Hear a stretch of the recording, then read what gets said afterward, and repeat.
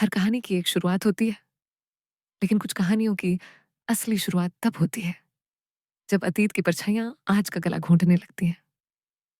कियारा और अरमान की मोहब्बत अब और गहरी हो चली थी। दिन में मुलाकातें, रात में बेपरवाह बातें और इन सब के बीच एक नज़दीकी, जो अरमान को हर दिन और बेकाबू कर रही थी। उसे नहीं पता था, जिस औरत से वो प्यार कर रहा है, वही उसकी ज़िंदगी का सबसे खतरनाक मोड़ बनने वाली है। कियारा अब सिर्फ उसके करीब नहीं थी, वो उसके दिल में उतर चुकी थी। लेकिन इस बार सिर्फ उसका मिशन नहीं बदला था, उसके जज़्बात भी बदलने लगे थे। जिसे मारने आई थी, कहीं उससे मोहब्बत तो नहीं कर बैठी? पर अतीत का साया हर रात उसे जगा देता। वही दर्द, वही खून, वही अधूरा बदला। अपने फ्लैट में अकेली बैठी कियारा ने वो पुरानी फाइल खोली, जिसमें थे वो तमाम नाम, जिनसे उसका अतीत लहूलुहान था, और उन्हीं नामों में एक नाम, अरमान वर्मा। एक छोटी लड़की, माँ-बाप की रहस्यमयी मौत। पुलिस ने केस बंद कर दिया, पर उस बच्ची ने उस रात एक चेहरा देखा था। वो चेहरा जो अब उसकी आंखों में जिंदा था। कियारा यकीन कर चुकी थी, वो हादसा नहीं था, और जिस शख्स ने उसका सब कुछ छीन लिया था, अब वो कहीं ना कहीं अरमान से जुड़ा है। दूसरी ओर एसीपी रत्विक की टीम को एक पुराना मर्डर केस फाइल मिलता है।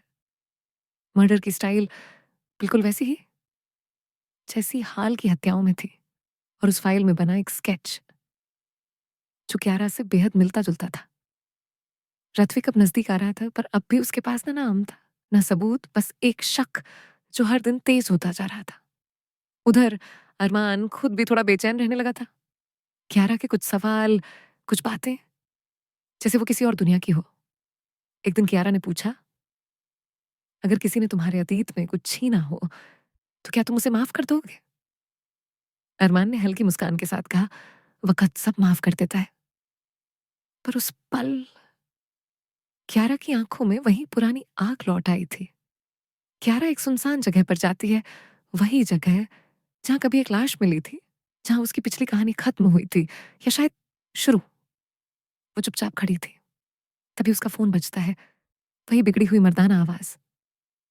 इमोशन में मत बहो क्यारा, अरमान सिर्फ एक टारगेट है, तुम्हारा असली काम अभी बाकी है। क्यारा कुछ देर चुप रही, फिर बोली, मुझे सिर्फ सच जानना है, और मैं उस सच के बिना जिंदा नहीं रह सकती। अगले दिन अरमान अपने पुराने डॉक्यूमेंट्स देख रहा होता है, तभी उसके हाथ लगती है एक पुरानी फोटो। उसमें एक छोटी सी बच्ची है, जिसकी आंखों में वही बेचैनी, वही आग जो अब कियारा की आंखों में जल रही है।